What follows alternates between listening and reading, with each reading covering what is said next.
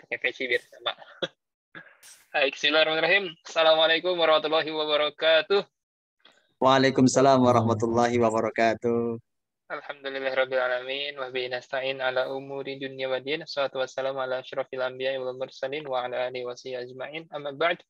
Alhamdulillah kita masih diberikan kesempatan yang luang khususnya dan kesempatan dan nikmat yang luar biasa.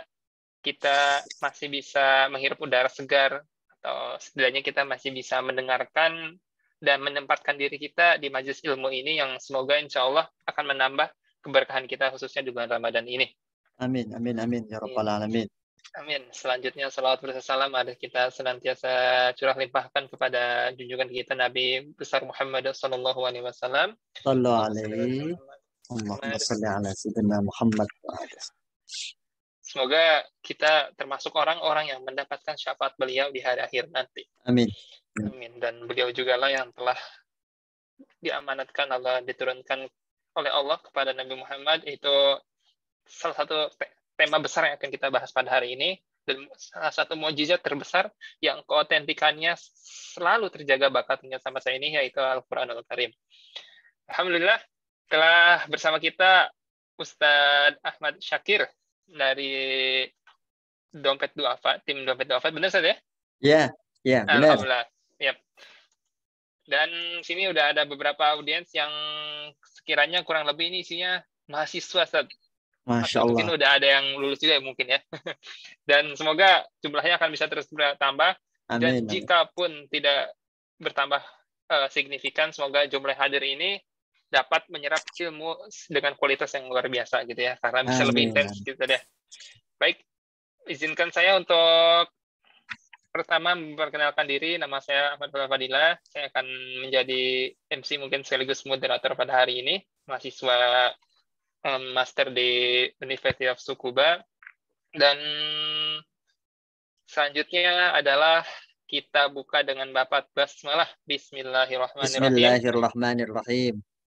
Agar menambahkan keberkahan pada agenda hari ini, mari kita dengarkan bersama antunan ayat suci Al-Quran yang akan dibacakan oleh Saudara Koko Iwan Agus Kurniawan atau Mas Koko, mahasiswa S3 di University of Tsukuba. Kepada Mas Koko, dipersilahkan. Ya, turun Kang Fadil ya. Ya, bismillahirrahmanirrahim. A'udzu billahi minasy syaithanir rajim. Bismillahirrahmanirrahim. Ya ayyuhal muzammil qumil laila illa qalila nisfahu aw inqus minhu qalila aw zid alayhi warattilil qur'ana tartila inna sanulqi alayka qawlan thaqila inna nashi'atal layli hiya ashaddu wat'an wa aqwamu qila inna laka fin nahari sabhan tawila wadhkur isma rabbika wa tabattal ilayhi tabtila Rabbul masyriqi wal maghribi la ilaha illa huwa fattakhidhu wakila. Aku berlindung pada Allah dari godaan setan yang terkutuk. Dengan nama Allah yang Maha Pengasih, Maha Penyayang, petunjuk. Wahai orang yang berselimut, Muhammad, bangunlah untuk salat pada malam hari kecuali sebagian kecil, yaitu separuhnya atau kurang sedikit dari itu, atau lebih dari seperdua itu, dan bacalah Al-Quran itu dengan perlahan-lahan. Sesungguhnya kami akan menurunkan perkataan yang berat kepadamu. Sungguh, bangun malam itu lebih kuat mengisi jiwa dan bacaan di waktu itu lebih berkesan. Sesungguhnya, pada siang hari engkau sangat sibuk dengan urusan-urusan yang panjang, dan sebutlah nama Tuhanmu, dan beribadahlah kepadanya dengan sepenuh hati. Dialah Tuhan timur dan barat, tidak ada Tuhan selain Dia, maka jadikanlah Dia sebagai pelindung. Shadaqallahul adzim. Maha benar Allah dengan segala firman-Nya. Enggak, Mas Fadil saya Yap, kembalikan. alhamdulillah. Masya Allah. Waalaikumsalam warahmatullahi wabarakatuh. Insya Allah luar biasa. Kang Koko nih diam-diam ternyata wah, sangat mengharukan ya. Bacaannya juga sangat bisa dihayati. Surat Al-Muzammil tadi yang mengingatkan kita untuk mungkin bangun di malam hari ya. Mungkin seperti itu. Baik, aturkan sekali lagi Mas Koko. Baik, selanjutnya kita langsung sapa saja karena sudah ada Ustadz bersama kita. Ustadz Ahmad Syakir, Ustadz dipanggil biasanya Ustadz siapa? Ustadz Ahmad, Ustadz Syakir? Saya Syakir, Ustaz. Ahlan, Ustadz Syakir. Syakir. Nah, Ustadz, Syakir, ahlan. Ustaz. Kalau boleh tahu sekarang aktivitas apa Ustadz sekarang, Ustadz? Saya ngajar, Ustaz. Di mana, Ngajar. Ustadz? Saya di UMS sama di Ma'had. Mahadnya di Ma'hadnya di Assalam sama punya Assalam. punya pondok pesantren. Masya Allah. Mohon Jadi, doanya, Ustaz. amin, amin, amin. Pondok pesantren daerah mana, Ustadz? Di Solo juga. Solo, Ustaz. Oh, Ya, kita emang dari Solo saat ini. asli Solo Ustadz ya. Mungkin di sini Ya, ada yang asli Solo sini, teman-teman. Bisa. Ya, ada Ustadz ada ya. Syakir ini. Ada nggak ya? Kalau Ustaz Mas Fadel, Ustaz Fadel, Fadel, Ustadz. Fadel ah, nih antum? dari Banten, Ustadz. Masya Allah, Ini Banten. pakai peci biar nggak kalah sama Ustadznya, Ustadz. Biar nggak kebanting banget kan, gitu. Masya Allah. Jadi hadirin, jadi Ustadz Syakir ini pertama punya mahad atau pesantren, mungkin salah satu pimpinan dan salah satu pimpinan pesantren juga. Terus ngajar di UMS, juga ngajar di pondok juga. Jadi insya Allah lah, dari segi keilmuan, dari segi at least kita semoga bisa mendapatkan keberkahan dari beliau ini di Amin, momen yang amin, mulia amin. ini, amin Masya ya. Allah, ya Rabbal Ustaz, Alamin. Masya Allah, Masya Allah. atur nuhun, Ustaz. Baik Ustaz, Baik, kita langsung ke materi aja Ustaz ya. langsung ya. Masya Iya, Allah. monggo kepada Ustaz Syakir waktu di tempat tafadhol alaihi masykur. Aku lakum jazilan syukron. Saya ucapkan terima kasih ini kepada Ustadz Fadel, Masya Allah, dan rekan-rekan semuanya. Ya Allah, siang-siang ini kita bersapa kembali ya. Bismillahirrahmanirrahim. Assalamualaikum warahmatullahi wabarakatuh. Waalaikumsalam Waalaikumsalam warahmatullahi warahmatullahi wabarakatuh. wabarakatuh. Alhamdulillah, alhamdulillah ya haqqa hamdi. Alhamdulillah hamdan kathiran tayyiban mubarakan fih. Alhamdulillahi ala fitratil Islam wa ala kalimatil ikhlas wa ala dini nabiyyina Muhammadin sallallahu alaihi wasallam wa ala millati abina Ibrahim hanifan musliman wa ma kana minal musyrikin. Insyaallah. Asyhadu an la ilaha illallah wahdahu la syarika lah lahul mulku wa lahul hamdu yuhyi wa yumitu wa huwa ala kulli syai'in qadir. Rabbi shrah li sadri wa yassir li amri wa hlul 'uqdatam min lisani yafqahu qawli. Masyaallah, teman-temanku yang dimuliakan oleh Allah Subhanahu wa taala dimanapun kita berada, mudah-mudahan pertemuan kita ini pertemuan yang menjadikan kita makin dekat dan memperjuangkan agama Allah. Allahumma amin. Sebab Amin. Rasulullah Sallallahu Alaihi Wasallam sangat mendambangkan kita semuanya kelak membersamainya. Terlebih Allah hadirkan kepada kita bulan Ramadan. Karenanya mari kita bersyukur bersama-sama dengan bersama membaca Alhamdulillahirabbil alamin. Begitulah Rasulullah Sallallahu Alaihi Wasallam mengajarkan kepada kita. Di saat Rasulullah Sallallahu Alaihi Wasallam mendapatkan hal-hal yang tidak mengenakan atau musibah, beliau akan menyampaikan Alhamdulillahi ala kulli halin. Segala puji bagi Allah atas segala keadaan. Tentu hal ini menjadi fitrah manusia. Karena kebahagiaan akan terus bersanding dengan ketidakbahagiaan. Ada sakit, ada sehat, ada senyum, ada sedih, dan lain sebagainya. Namun ketika Rasulullah SAW mendapatkan kenikmatan, beliau merubah menjadi lafalannya alhamdulillahilladzi bi ni'matihi tatimmus shalihat. Segala puji bagi Allah, dengan kenikmatan yang Allah hadirkan semoga menambah berkah dan kesolehan untuk mengantarkan kepada Allah Subhanahu wa taala. Rekan-rekanku yang dimuliakan oleh Allah Subhanahu wa taala, tadi Mas Fadel, Ustadz Fadel ya. Ini saya manggilnya Ustadz Fadel nih. Ya, Mas Ustadz. aja, Ustaz. Mas aja. Mas Fadel ini Masya Allah, ini luar biasa. Sudah menyapa kita bersama ya. Alhamdulillah, yang sebelumnya kita nggak pernah kenal, nggak pernah tahu. Tapi karena iman dan Islam inilah Allah pertemukan. Walaupun jauh sekali ini, rekan-rekan di Jepang gitu kan. Kalau saya di kampung ini kecil kan, Solo ini kan, daripada dibanding Banten kan lebih besar Banten, Ustaz ya. Sama lah. Sama ya, Masya Allah. Atau teman-teman yang lainnya dalam rangka semuanya berjihad, dalam rangka semuanya kelak menjadi mungzirul qaum, menjadi penyampai apa yang Allah dan Rasulullah inginkan dari misi visi kehidupan dunia ini. Tadi Mas Fadel menyampaikan temanya apa Ustaz tadi ya?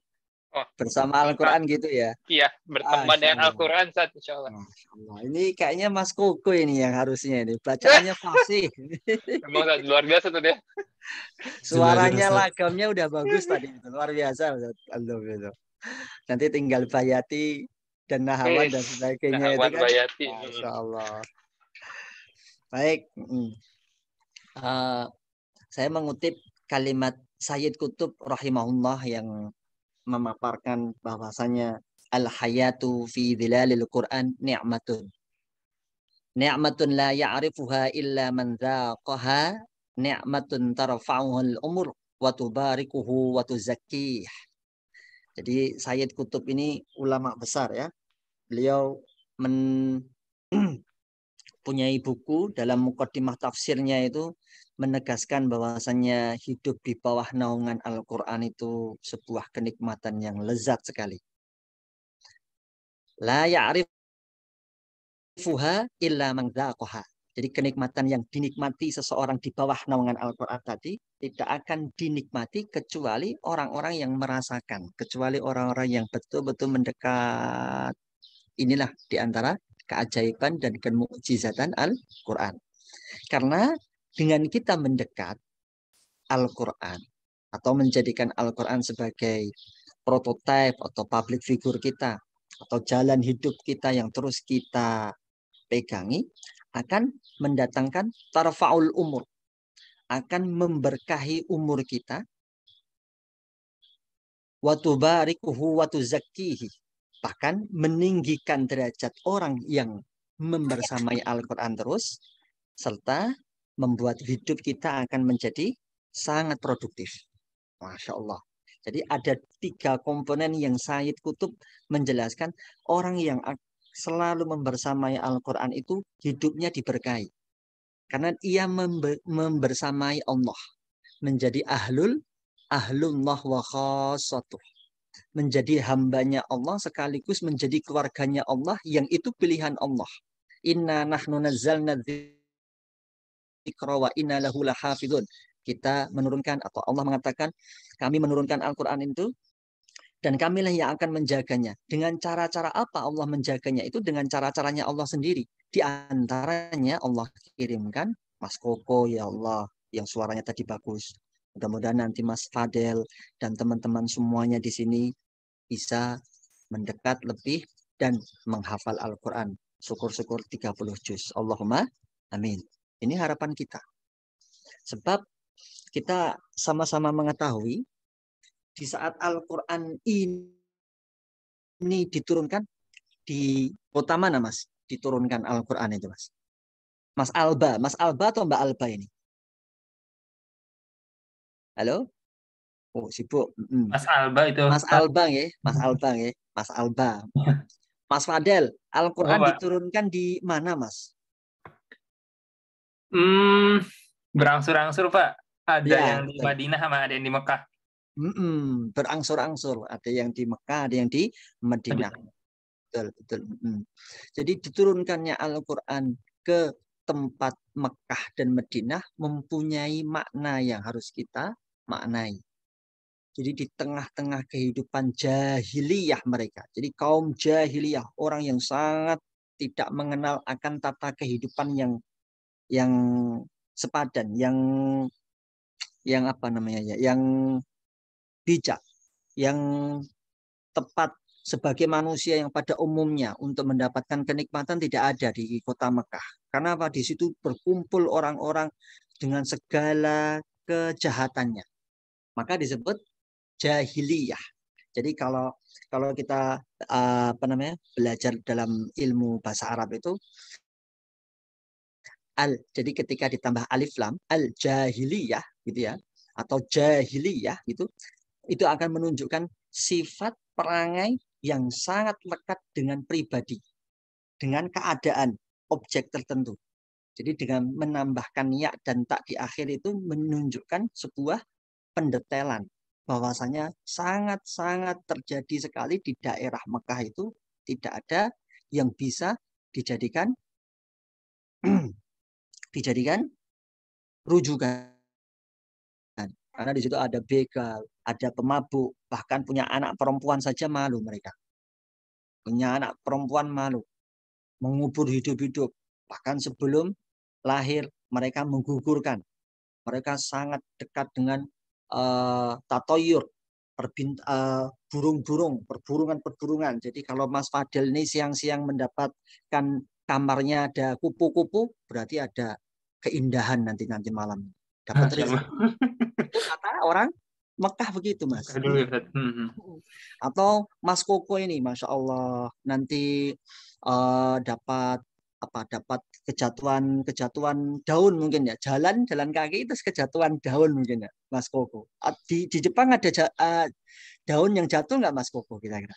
Banyak, Ustaz. Banyak Kemarin ya. sakura, Ustaz. Oh, Masya Allah. Lah itu kalau jatuh kena kepala kita itu ada makna tersendiri itu katanya.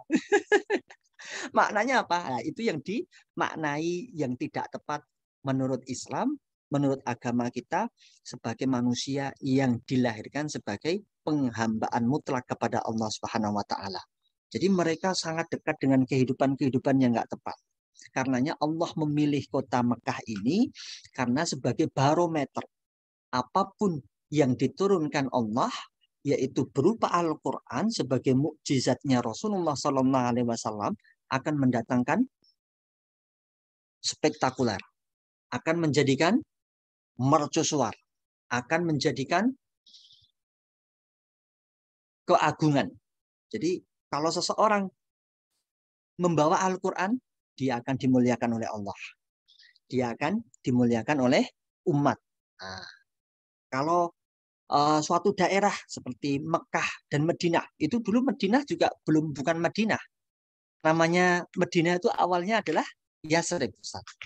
Jadi Yasrib itu kota yang kumuh, tertinggal, kotor, dan sangat terbelakang. Ketika Rasulullah SAW hadir, hijrah ya, kemudian di situ membangun peradaban, maka berubah menjadi namanya Madinatul Munawwarah, kota yang sangat benderang, kota yang sangat menginspirasikan hingga sekarang. Dan orang-orangnya sangat dermawan sekali di Madinah itu. Itu keutamaan diantaranya jika kita menjadikan Al-Quran ini kerabat, dekat, dan selalu kita bersamai. Rasulullah SAW menjelaskan bahwa kemajuan dan kemunduran suatu bangsa tergantung pada komitmen mereka terhadap nilai-nilai yang Allah dan Rasulullah ajarkan.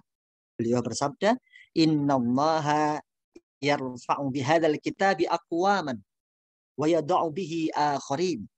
Hadis riwayat Muslim. Innallaha yarfa'u. Allah akan mengangkat suatu kaum atau suatu golongan bihadzal kitab aqwaman. Derajat beberapa kaum dibanding yang lainnya. Wa yad'u bihi akharin, dan juga merendahkan sebagian atau kaum yang lain karena mereka melewatkan Al-Quran. Maka ini sangat kita harapkan betul Ramadan yang Allah hadirkan bagi kita. Ada yang puasa, Mas Fadel sudah berapa hari nih puasanya?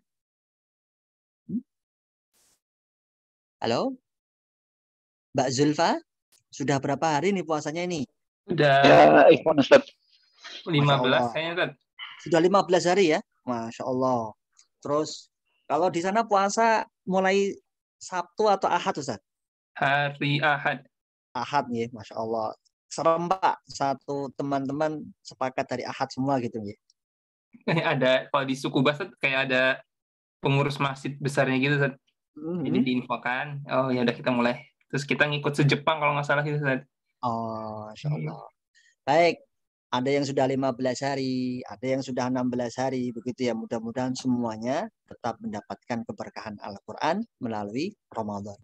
Sebab Rasulullah SAW juga membuktikan bahwasanya ketika ketika bangsa ataupun Mekah ini sebelum dihadirkan Al-Quran, kita tadi mengetahui sangat porak-poranda, sangat jahiliyah, sangat hina. Makanya dari situ Allah tinggikan dengan Al-Quran. Al-Quran diturunkan di antara himpitan Persia dan Romawi. Persia dengan segala kehebatannya, Romawi dengan ketinggian bangunannya yang sudah maju sedemikian rupa, tapi Allah tidak turunkan di situ. Sebagai gambaran sekaligus penjelas seseorang kaum yang ingin maju, ingin produktif, ingin diberkahi hidupnya, masyarakatnya, umurnya, ingin ditinggikan derajatnya, maka dekatlah dengan Al-Quran. Nah, pertanyaan kita, mari, dan sudah sejauh manakah Al-Quran menjadi bagian dari hidup kita? Ini penting. Sebab Amirul Mukminin Umar radhiyallahu anhu, Umar mengatakan, ana kunna adzallu qaumin fa'azzanallahu bil Islam. Jadi dulu kami itu umat yang paling hina. Anak perempuan kami bunuh.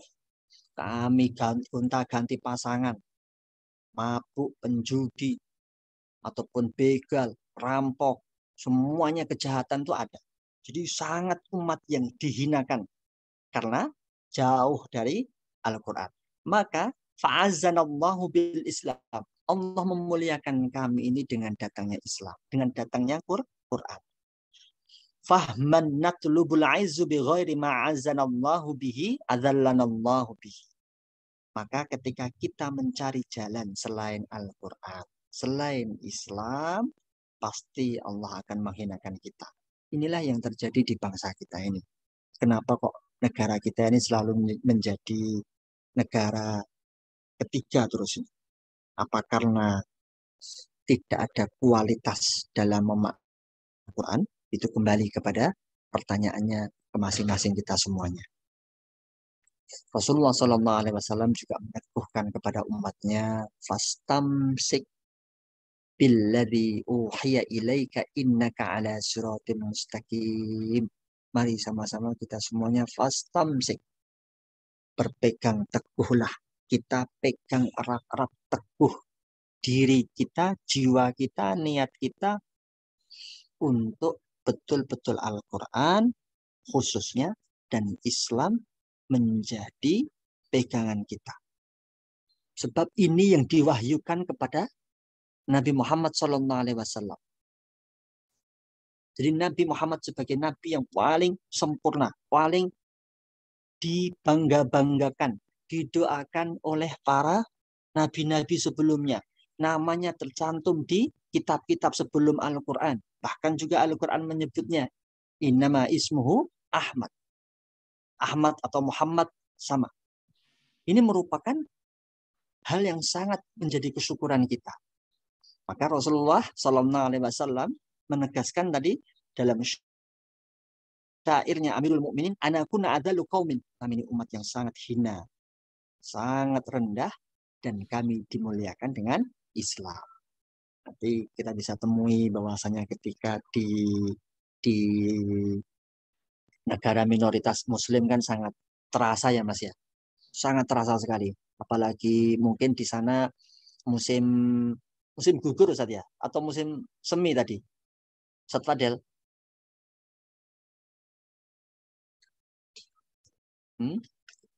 Musim dingin mungkin ya, atau musim panas, yang semuanya itu sangat-sangat bisa kita lihat bagaimana orang-orang yang tidak beragama Islam memperlakukan dirinya akan kehidupan ini. Cara mereka berpakaian, cara mereka makan, cara mereka menghabiskan waktu, cara mereka bermusahabah atau berinteraksi, atau mencari kehidupan dunia, ini bisa kita temukan dengan gamblang. Karena apa? Di situ ada pembeda. Di saat kita menjadikan Al-Quran atau Islam ini sebagai jalan kehidupan, maka akan ada furqan. Akan ada pembeda. Sekaligus penjelas, sekaligus identitas pribadi. Oh, orang Muslim itu. Oh, bukan Muslim itu. Oh, agama ini toh. Agama itu toh. Atau kebangsaan ini toh. Nah, itu yang akan menjadi identitas sekaligus pembeda. Itulah gunanya kenapa kita harus selalu membersamai Al-Quran. Fastamsik billadzi uhiya ilaika innaka ala siratim mustaqim. Quran surat Az-Zukhruf ayat 43. Kita harus berpegang teguh betul. Di akhir zaman seperti ini Rasulullah mengatakan memegang teguh Al-Quran dan Islam itu seperti bara api, Mas. Sangat berat karena memang dihancurkan, dihinakan, dikerdilkan kalimat Islam. Yang pakai jenggot dicurigai. Yang jilbabnya besar ataupun menutup aurat dikata-katai, soalim lah dan sebagainya. Karena memang beginilah cara orang-orang barat untuk menghancurkan Islam. Karenanya ini menjadi sangat kesyukuran kita. Allah hadirkan kita di bulan Ramadan sekaligus Al-Quran menjadi mindset dan spirit perubahan untuk kehidupan kita. Sayyid Qutb menyebutkan para sahabat yang ditarbiyah langsung oleh Rasulullah SAW dengan Al-Quran tadi, mereka adalah sebaik-baik jail, sebaik-baik kelompok, sebaik-baik golongan. Kenapa? Karena mereka mendudukkan Al-Quran di hati mereka, di kehidupan mereka, di sendi-sendi perilaku mereka. Dan Rasulullah SAW menjadikan Al-Quran ini cukup bekal, bukan condong kepada Romawi, bukan silau dengan Persia. Jadi kekuatan dua kekaisaran Maharaja di waktu itu dengan segala kehebatannya tidak menjadikan Rasulullah SAW minder, tidak menjadikan Rasulullah underestimate ataupun rugi ataupun merasa kalah. Tapi Rasulullah fokus dengan mengirim-ngirim. Rasulullah tidak mengirim-ngirim ke kemana-mana. Jadi Rasulullah khusus mentarbiyah para sahabat-sahabat. 12.000 sahabat. Di awal-awal Islam beliau betul-betul gigih bagaimana Islam itu masuk dalam diri mereka. Bagaimana Islam itu menjadi kehidupan mereka.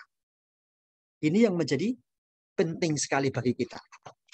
Pernah ketika itu Rasulullah SAW itu marah sekali ketika melihat Umar bin Khattab. Umar bin Khattab ya. Umar bin Khattab itu beliau juga sahabat. Beliau adalah masuknya Islam karena membaca dari penggalan ayat-ayat Rasulullah SAW yang dipegang oleh Hafsah.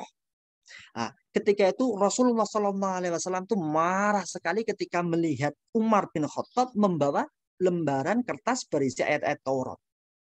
Jadi ada kitab-kitab yang sebelum Al-Quran, yaitu kitab Taurat, ada Zabur, ada Injil itu ya. Itu kan ada yang masih mereka ketahui, ada yang mereka masih pegang gitu kan. Nah, itu marah sekali Rasulullah SAW melihat Umar membawa kertas berisi ayat-ayat Taurat tadi itu. Disebabkan kenapa? Rasulullah SAW tahu betul. Rasulullah dikirim ini adalah khatamul anbiya wa mursalin. Dikirimnya Rasulullah ini sebagai akhir daripada Rasul, sekaligus paripurna tugas-tugas daripada risalah ilahiyah yang Allah hadirkan ini hanya untuk manusia, yaitu umatnya. Jadi kalau sampai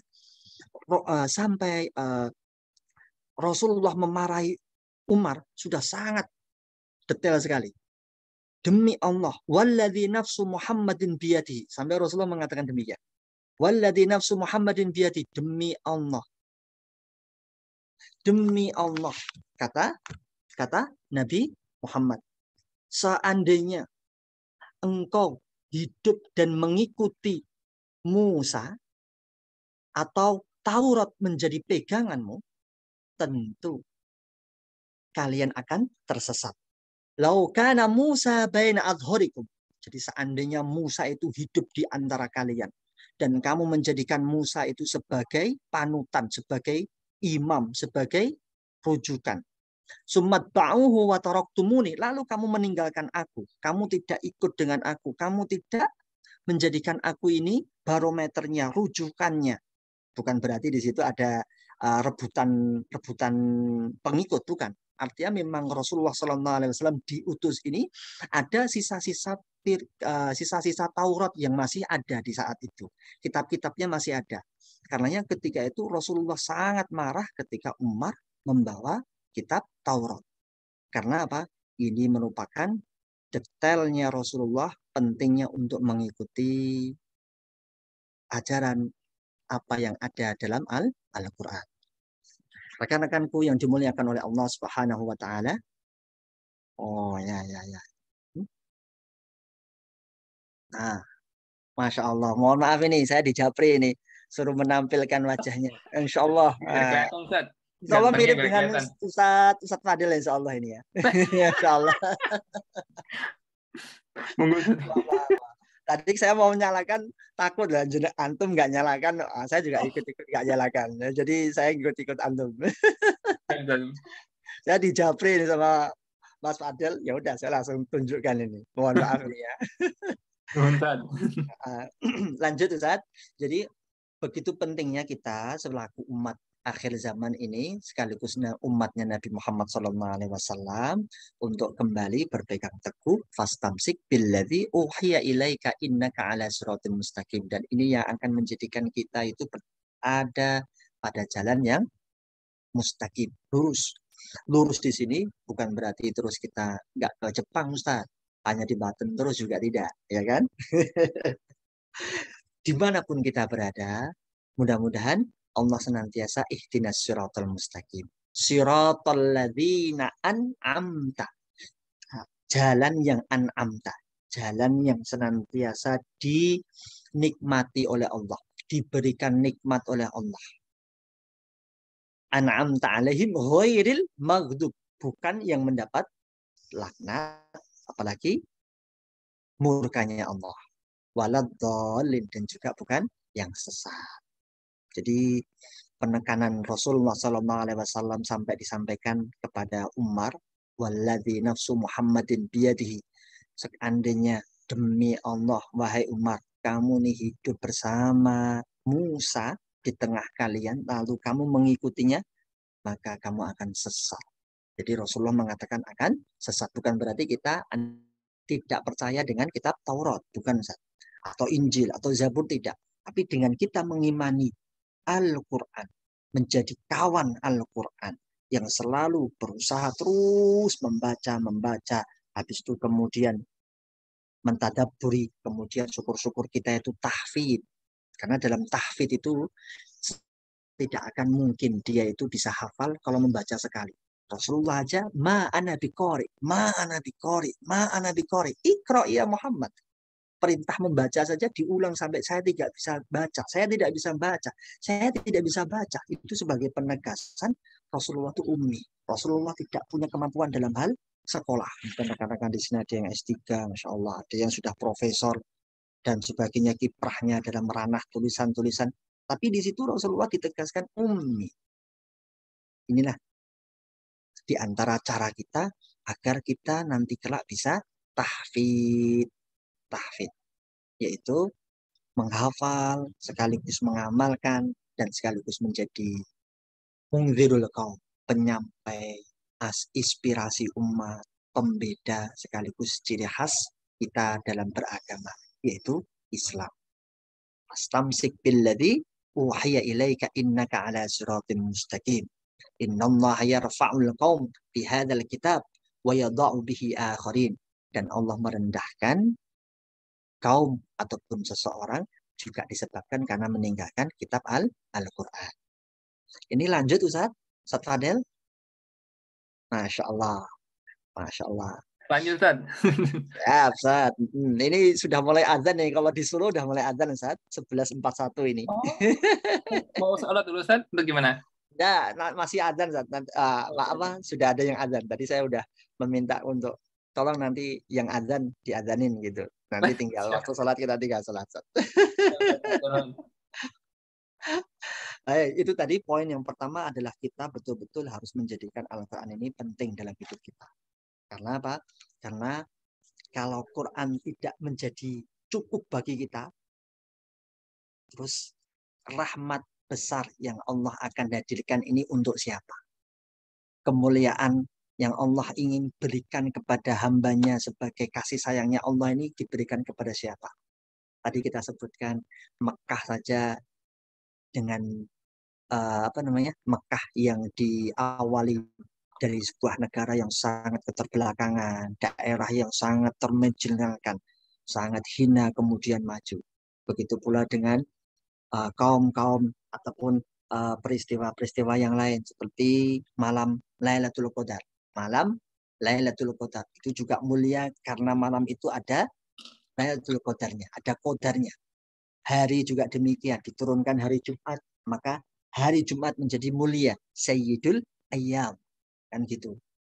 Jadi tidak ada kata alasan bagi kita. Alhamdulillah kita ini diberikan oleh Allah Al-Quran dan Ramadan sebagai kehidupan kita di episode-episode dalam kehidupan kita. Mudah-mudahan ini betul-betul kita maksimalkan apa yang menjadi cita-cita kita. Selain qiraah, habis itu terus tadi mentadaburi, kemudian syukur-syukur bisa tahfidzul Quran. Ustadz Koko insya Allah itu hafid Quran itu. Ustadz Koko? Insya Allah, Ustaz. Doanya Masya sudah Allah. menghafal. Belum. Insya Allah nanti saya minta tolong untuk bisa di pondok saya setahun 2 tahun gitu Masya Allah. Jepangnya Ustaz. Nanti kalau mau jodoh kalau belum nikah bisa Ustaz saya carikan. Sudah alhamdulillah. Ini Mas Fadel nih yang belum Ustaz. Masya Allah. Mungkin bisa ditawari. Oh, tapi syaratnya Ustaz, syaratnya di pondok saya Ustaz. Masya Allah. Kita barter Ustaz, barter ilmu Ustaz. Biar kita adik-adik kita ini punya inspirasi, punya semangat seperti antum Ustaz. Sekolahnya tinggi, semangat mengaji tinggi, bakti kepada orang tua tinggi untuk mengangkat derajat nama orang tua dan agama kan tinggi Ustaz. Itu kan dalam rangka tidak lain hanya untuk menjadi manusia yang bermanfaat. Bermanfaat di sini harapannya dunia dan akhirat. Kan gitu Ustaz ya. Ini kan mudah-mudahan nanti kalau antum pulang saya tunggu Ustaz. Di Solo silakan mampir di pondok kecil saya Ustaz. Masya Allah. Ustaz Koko ini yang pertama sekaligus Ustaz Fadel. Istri saya orang Solo kok Ustaz. Oh ya. Masya Allah. Lo UNS, lulusan UNS. Di Boyolali. Boyolali. Boyolali Ustaz. Alhamdulillah. Mampir Ustaz. Ini siap insya Allah nanti kalau pulang ke Solo. Tidak disangka-sangka kita ini seperti daun kelor Ustaz. Ternyata sakit Ustaz. Boyolali dekat Ustaz. Ustaz Fadel dekat. Boyolali dengan Kartosuro dekat sekali. Ya. Dengan Semarang Ustaz? Dengan Semarang? Oh, dengan Semarang lumayan jauh Ustaz. Jauh, ada ya? Sekitar 1 jam lah kalau sampai Semarang kan. Kalau Ustaz Koko ini insya Allah nanti mampir langsung. Insya Allah. Saya jemput pokoknya kalau sampai di Bandara Solo Ustaz. Oh, siap, insya Allah. Memuliakan para pejuang dan pencinta ilmu ini sampai ke negeri Jepang ini kan perlu dihormati dan harus diambil ilmunya. Masuk pondok saya Ustaz. Silakan Ustaz nanti. Masya Allah. Jadi kembali lagi tadi rekan-rekanku yang dimuliakan oleh Allah Subhanahu wa taala, siang ini merupakan hari kebesaran bagi saya pribadi kebanggaan saya bisa bertemu dengan rekan-rekan yang luar biasa hebat-hebatnya semangatnya ini dalam rangka memuliakan Ramadan, memakmurkan Al-Quran, memakmurkan Islam, menjadi barometer sekaligus pembeda dan nanti kelak akan menjadi pengangkat derajat dunia dan akhirat minimal bapak dan ibunya. Syukur-syukur nanti anak-anak kita menginspirasikan kita juga. Anak-anak kita mengikuti jejak kita. Qurannya juga bagus, agamanya bagus, intelektualnya bagus, kan begitu Pak. Karena apa ya, ini semuanya tantangan akhir zaman harus semuanya kita bekali. Gitu nggak Ustaz Fadil nggak? Masya Allah. Insya Allah. Karena tadi itu awalam yakfihim. Karena Rasulullah SAW menyebut dalam surat Al-Ankabut ayat 51 ini, awalam yakfihim. Tidakkah cukup bagi kalian? Nah, dengan Allah turunkan kitab Al-Quran ini, kamu baca saja sudah dapat pahala. Baca satu huruf saja sudah dapat pahala. Gitu. Banyak hadis-hadis yang menerangkan satu hurufnya dari Al-Quran. Ketika di bulan Ramadan ini, Allah lipat gandakan. Dalam hadis Tirmidzi yang dalam hadis Tirmidzi, man qara'a harfan min hurufillah, siapa yang membaca dari kitab-kitab Allah, dari huruf-hurufnya Allah ini, wala aqulu alif lam mim alif. Saya tidak mengatakan bahwasanya alif lam mim ini adalah satu huruf, satu kalimat, tetapi dari setiap alif itu adalah nilai pahalanya sendiri. Lam juga begitu, mim juga begitu. Apabila kalau kita turunkan ilmu arut, ilmu turunan-turunan lagi, Ustaz. Alif itu ada huruf alif, hamzah, lam, fa. Ya, Ustaz ya. Terus mim, ya, mim. Oh, berarti sudah 3, Ustaz. Jadi kalikan sendiri, Masya Allah. Bukan kita menghitung-hitung pahala, Ustaz. Bukan kita ini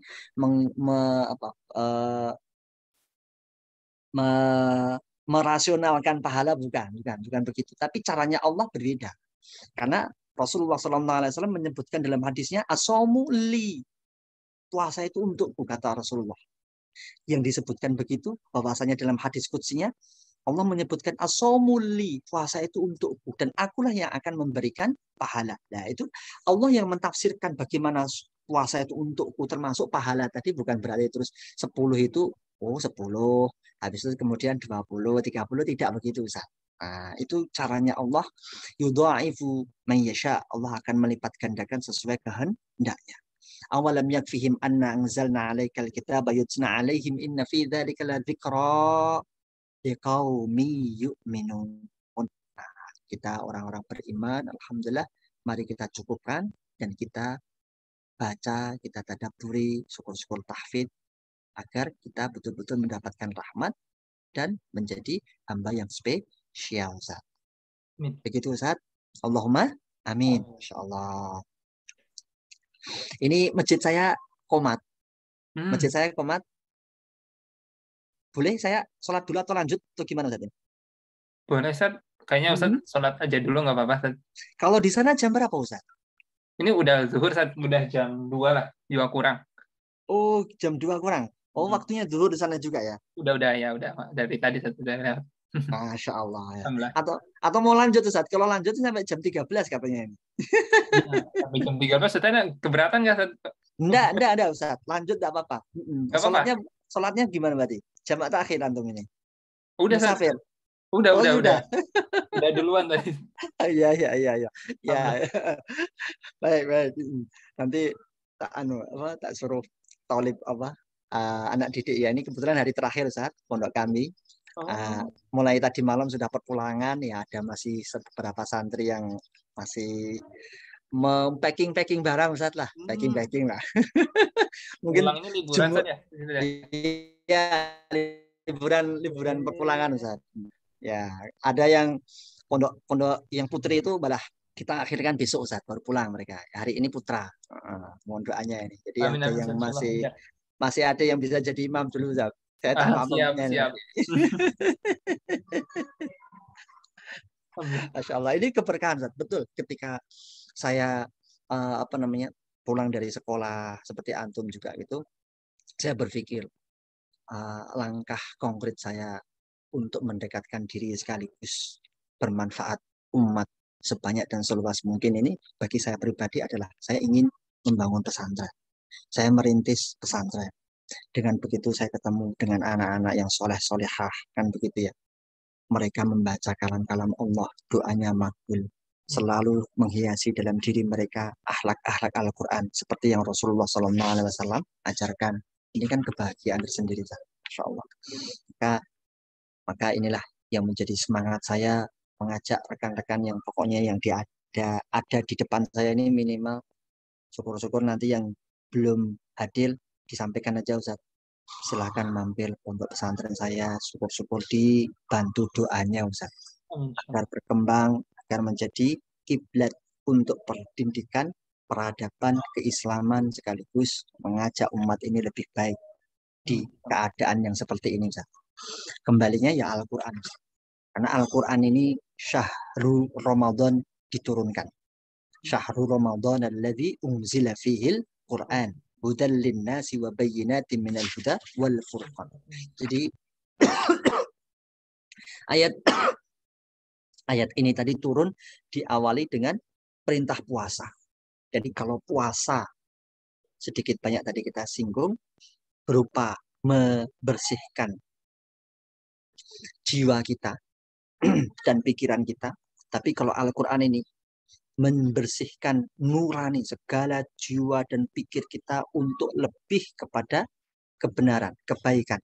Karena di dalam Al-Quran terdapat banyak inspirasi sekaligus jawaban akan apa yang dibutuhkan umat. Hudan linnas. Alif lam mim dzalikal kitabula raiba fi hudan lil muttaqin hudan linnas. Hudan kata para ulama di sini adalah untuk menjawab segala apa yang menjadi persoalan hidup manusia. Apa yang dibutuhkan manusia dari dia sebelum lahir. Artinya pemilihan mamah, pemilihan papah, gitu ya, atau pemilihan suami atau pemilihan istri. Kemudian bagaimana menikah. Kemudian Allah hadirkan dalam hubungan mereka, dalam perut mereka rahim. Kemudian bagaimana lahir, bagaimana melahirkan anak-anak yang hebat. Ini semuanya ada di Al-Quran. Bagaimana menyusui, nyusui berapa lama. Ini semuanya diajarkan dalam Islam sebagai konsep kehidupan yang sangat paripurna dan sangat sempurna. Bahwasanya Rasulullah SAW tadi selalu menjadikan Al-Quran ini rujukan, pedoman, bahkan memarahi umat dikala mereka membawa Taurat. Jadi membawa saja dilarang. Bagaimana kalau mengimami? La dhalaltum, maka kamu akan sesat. Nah, syahrul Ramadan alladzi Allah turunkan ini dalam rangka untuk menjadikan kita mendekatkan lagi. Dari 11 bulan kita itu dihiasi dengan kehidupan dunia. Kurang bisa menikmati akan kehidupan akhirat. Kurang bisa menikmati sholat kita, sujud kita, atau zakat kita.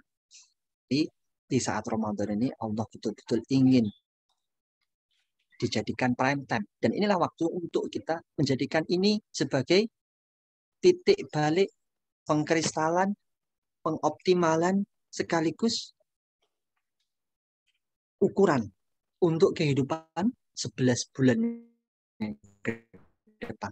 Maka Rasulullah SAW menyebutkan berbagai macam kenikmatan dan keindahannya Al-Quran dari sisi ayat-ayatnya, dari sisi panjang pendeknya, belum tajwidnya, belum dari sisi kesehatannya.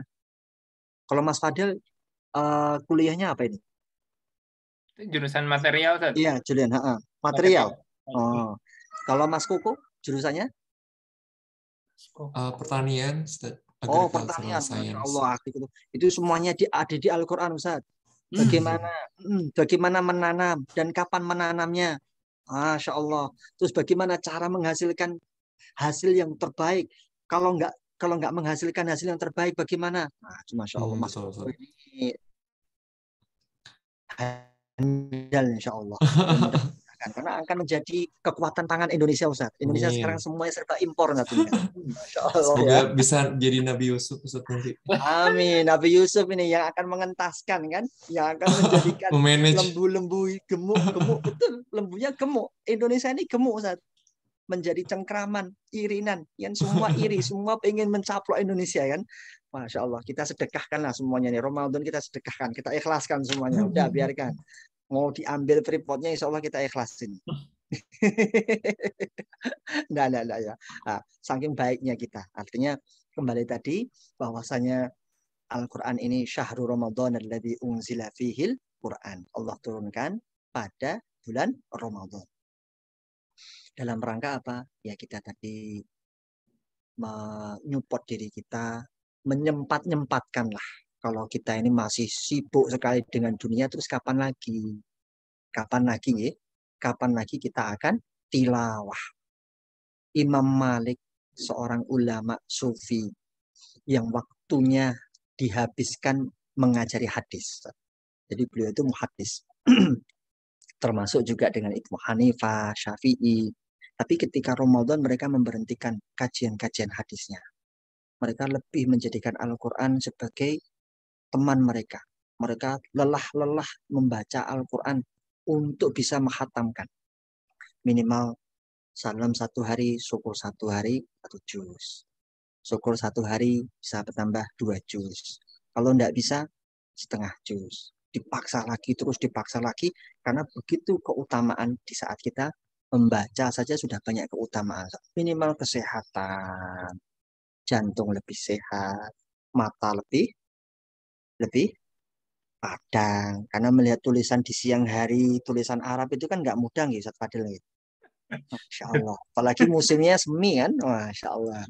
Musim semi baca Al-Quran beda nggak dengan musim panas, Ustaz, baca Al-Qurannya? Bacaannya Bacaannya, sama. sama ya, tapi suasananya beda tuh, Ustaz. Beda Beda suasana. ya, beda sekali.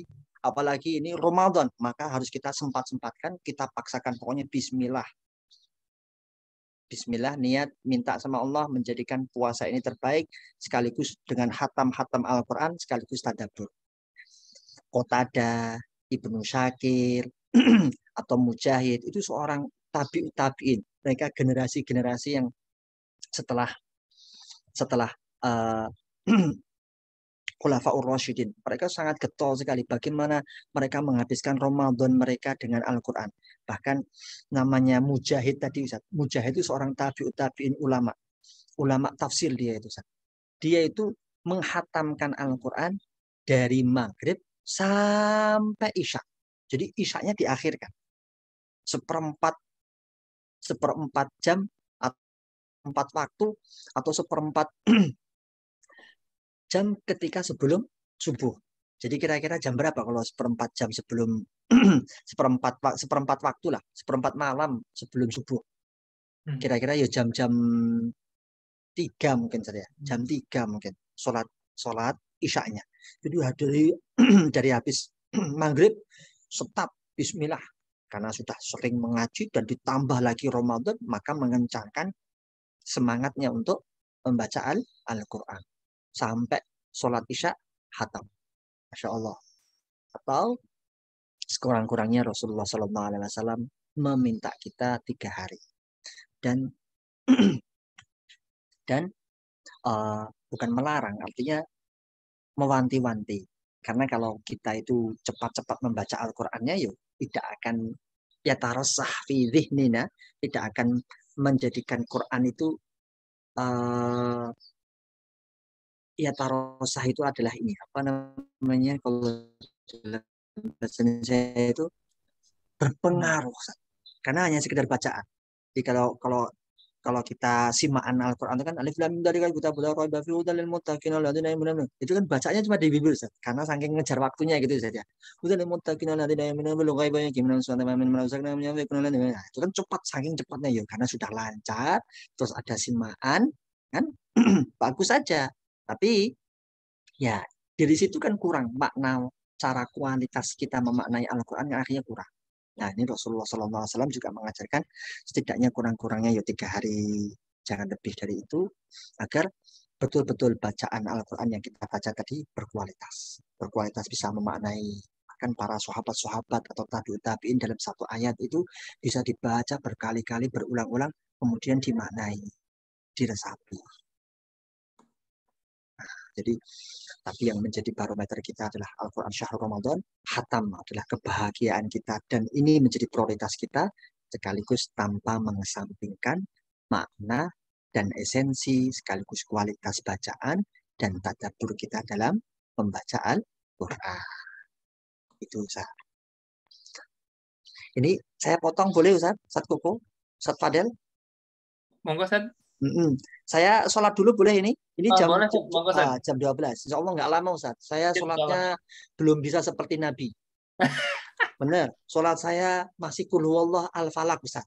Rakaat pertama kul huwallah, rakaat kedua An-Nas Ustaz. Jadi belum kayak Ustaz Koko. Ustaz Koko mungkin Al-Fatihah, Al-Baqarah sampai An-Nisa gitu Ustaz ya. Rakaat pertama kan gitu ya. Masya Allah gitu. Nggak kuat Ustaz. Masya Allah. Tidak cool biasa Ustaz. Ya.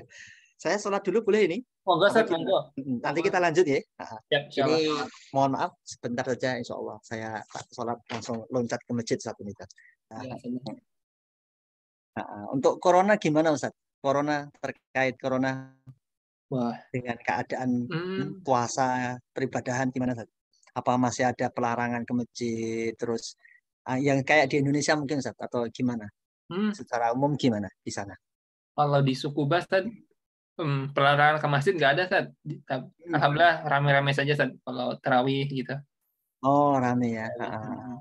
Tanpa penjarangan juga ya. Ada, kalau jarak ada Ustaz, tetap ada jarak. Oh, jarak masih ada. Soalnya di suku di Jepang ini Ustaz masih cukup tinggi Ustaz kalau kasusnya. Oh, ya. Terus kalau iftar yang bareng-bareng itu buka bersama Ustaz, bukber itu nggak boleh ada, ada di masjid, nggak boleh ada di masjid. Kalau pengurus masjid DKM-nya orang Indonesia Ustaz? Atau gimana? Kayaknya campuran Ustaz. Campuran ya. BMI apa? Atau apa ya? Mungkin sini ada yang bisa bantu Ustaz. Gimana? Kan biasanya itu rekan-rekan Pakistan, India, Pakistan, Mesir. Mesir itu sering kita jumpai begitu Ustaz. Iya, sama Ustaz. Di waktu kemarin 2019 itu saya di Taiwan tuh juga begitu. Jadi masjid-masjid itu Hong Kong juga demikian, Makau juga demikian itu. Ya karena emang kehadiran bangsa Indonesia kita kan rata-rata dari sisi bahasa, mohon maaf ya, kita kan bahasa Inggris tidak semuanya mumpuni, kecuali orang-orang tertentu di situ kan. Jadi ada jarak itu kan. Selain dari itu emang orang Indonesia kan, mohon maaf, nggak seperti orang Pakistan. Pakistan itu sekalipun masjidnya jelek-jelek. Ini kebetulan kakak saya hampir 3 orang ambil master doktor di Pakistan semua gitu kan. Jadi bapak mertua sering ke Pakistan gitu. Jadi kalau dia cerita itu mengibrohkan ataupun membandingkan dengan suasana Islam di Indonesia dengan Pakistan tuh jauh gitu. Contohnya itu masjid ya. Kalau di kita masjid kan bagus-bagus saja. Mungkin kalau Ustadz Koko ini kan belum lihat kampusnya UNS Ustadz, masjidnya bagus sekarang masjidnya Ustadz. Bagus Ustadz, bener. Pokoknya di Solo itu udah masjid bagus-bagus sekali. Bagus-bagus gitu Ustadz. Alhamdulillah mulai 2 tahun 3 tahun ini imam-imamnya hafid muda-muda dengan suara yang kayak Ustadz Koko tadi, Masya Allah. Kan syahdu lah. Pokoknya sampai jam 12 sampai jam berapapun diimami itu kuat gitu loh Ustadz. Nyaman gitu loh karena bacaannya enak gitu kan. Ini kan momen mahal Ustadz. Beda dengan di Pakistan Ustadz. Pakistan tuh mohon maaf masjidnya nggak terlalu bagus-bagus, nggak menor-menor dalam artian megah-megah artisteknya, tapi di situ minimal ada hafidnya seorang. Jadi satu masjid satu hafid. Yang imam tuh emang harus hafid. Kan beda. Kalau kita itu kan mohon maaf ya, masjid-masjid kita itu kan walaupun yang bagus-bagus itu kan tidak semuanya, ya kan. Alhamdulillah mungkin 5 tahun 7 tahun ini sudah mulai digalakkan. Ya semoga semuanya teman-teman sehat semua lah. Aman, tetap bisa maksimal ya. Tapi kalau tatap muka masih bisa atau gimana? Tatap muka gimana Ustaz? Sekolah, kuliah, perkuliahan tatap muka atau enggak? Ada yang tatap muka, ada yang online Ustaz. Sama berarti ya. Ya. Nah ya, semua keadaannya tinggal jauh beda lah dengan di Indonesia. Baik, kita lanjut aja Ustaz. Mohon maaf tadi intermezzo ya. Saya belum kenalan, belum apa-apa, langsung aja panjang lebar gitu Ustaz ya. Mohon maaf. Iya. Baik, enggak.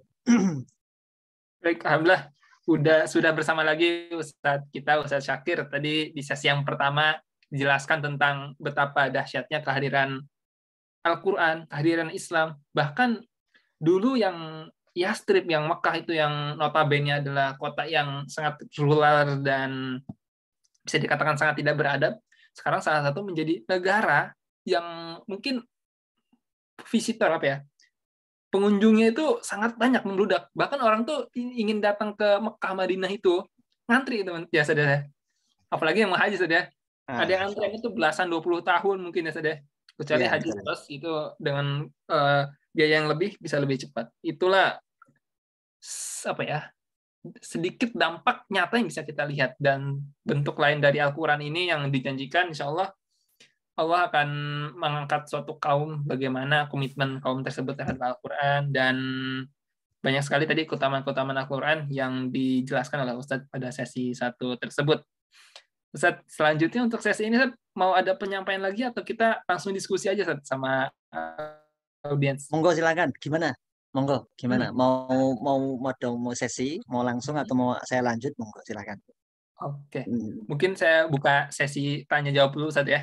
Oh ya, silakan. Barangkali udah ada yang pengen nanya dari tadi. Monggo kepada audiens, kepada hadirin, barangkali ada pertanyaan bisa langsung open mic dan open cam sampaikan kepada Ustadz Syakir.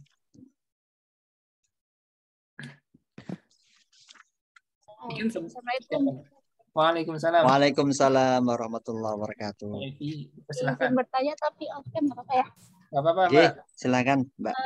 Mau tanya Ustaz, gimana sih kan kita pengennya bacaan Al-Quran kita lebih banyak gitu di bulan Ramadan. Terus kalau misal kita mau baca Al-Qurannya itu di saat sholat malam kayak gitu, hukumnya itu gimana?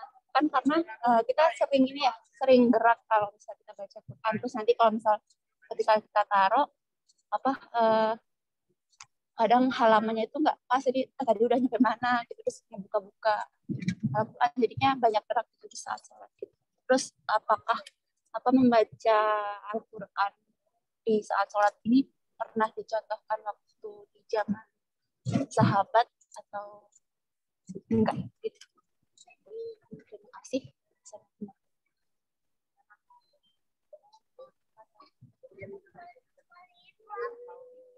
Kedengeran nggak ya tadi suara? Halo? Iya. Oh ya, baik. Ini Mas Fadel, boleh saya? Boleh, saya langsung dijawab aja, Ustaz. Pertama tadi pertanyaannya saya dengarnya sholat malam terus sambil membaca Al-Quran. Terus takut kalau bacaannya ada yang tidak berlanjut halamannya gitu ya mungkin ya, karena gerak habis mau baca Al-Fatihah selesai terus kita ruku sujud terus Qurannya mungkin ditaruh gitu ya. Gitu ya. Terus kan kita banyak gerak juga Ustaz. Kalau misal kita rukun sholat dulu kayaknya pernah belajar kalau sholat itu nggak boleh banyak gerak gitu, di luar gerakan sholat. Jadi khawatir juga kalau jadi banyak gerak di luar gerakan sholat. Betul ya, berarti pertanyaannya tadi kurang lebihnya saya menyimpulkan bagaimana hukumnya ketika di saat kita itu membaca Al-Quran di waktu sholat, terus takutnya nanti menjadi banyak gerakan-gerakan yang di luar sunnah dan sholat itu ya, gitu ya? Iya betul Ustaz. Baik. Rasulullah SAW mengajarkan kepada kita faqra'u ma tayassara minal Qur'an. Bacalah Al-Qur'an itu yang sangat mudah dan mudah bagi kalian. Ini poinnya awal di situ. Terus keinginan kita masing-masing punya keinginan, saya ingin menghatamkan Al-Qur'an dengan segala kesibukan saya tambah dengan waktu saya sholat malam. Kan begitu ya. Artinya dengan sholat malam tadi yang dibaca, yang dimaui berarti dia sendiri karena dia baca Al-Quran atau mungkin ada jamaahnya. Itu sekaligus harus menjadi kesepakatan bahwasanya ketika sholat selain sholat malam itu sholat jangan panjang-panjang, itu rumusnya. Misalkan rakaat pertama dan rakaat kedua harus panjang dan pendeknya bacaan setelah Al-Fatihah tidak boleh panjang-panjang, disesuaikan kemampuan makmum. Nah, terus kalau yang boleh panjang tadi benar, yaitu sholat malam. Karena Rasulullah menyontohkan dari hadis Aisyah ketika ditanya, jangan tanya baiknya dan panjangnya sholat Rasulullah ketika malam. Jadi tadi mungkin tadi malam imamnya Mas Koko Al-Fatihah ditambah Al-Baqarah ditambah sampai Ali Imran begitu kan. Itu rakaat pertama mungkin Mas Koko ya. Nah, gitu kan. Itu saking panjangnya itu boleh. Itu boleh ya Mas Koko ya. Ya. Biasa begitu Mas Koko ya. Kalau imam kan bersama istri ya. Masya Allah kan. Enggak masuk. Simaan. Jadi itu boleh. Jadi kalau sholat lail, nah sholat lail itu panjang-panjang boleh. Maka ketika itu ada sahabat yang bertanya kepada Aisyah, yaitu Amr bin As tadi bertanya kepada Aisyah, jangan tanya banyak panjangnya dan bagusnya, maka besoknya dia mengikuti menjadi makmumnya Rasulullah. Tapi ketika Rasulullah sampai di ayat yang 100, dia mengira akan ruku.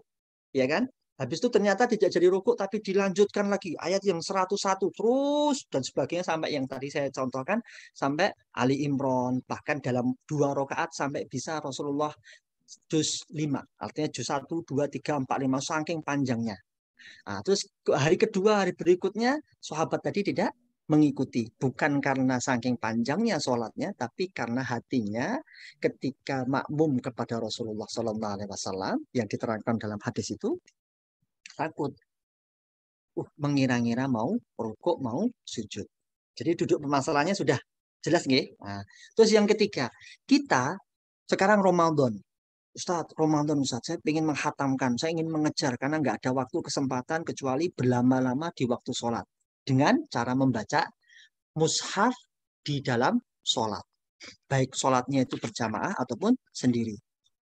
Nah, dibaca Bismillahirrahmanirrahim. Nah, kemudian ditaruh. Artinya menaruh dan menutup dari setiap halaman Al-Quran itu kan juga ada tata caranya. Tidak kemudian terus kita naruh, terus kemudian kita buka-buka, kan tidak. Karena kita posisi dalam waktu sholat.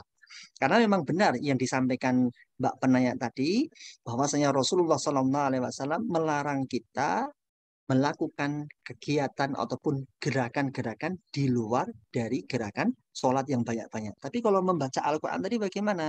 Untuk bisa hatam, misalkan 1 halaman, 1 muka gitu kan, sudah dirasa cukup. Rakaat yang kedua, baliknya kan lebih mudah lagi. Atau sebelum sholat kita bisa, misalkan kita bagi setengah-setengah dari 1 muka itu. 1 muka itu kan kalau di Mushaf Kudus atau Mushaf Madinah, itu kan ada 4 baris, 14 baris atau 11 baris, 11 baris. Itu bisa kita bagi. Misalnya separuh-separuh atau memang baru mood, baru semangat ditambah 1 muka begini, itu akan lebih bisa memudahkan kita untuk meminimalisir gerakan. Karena memang benar banyaknya gerakan.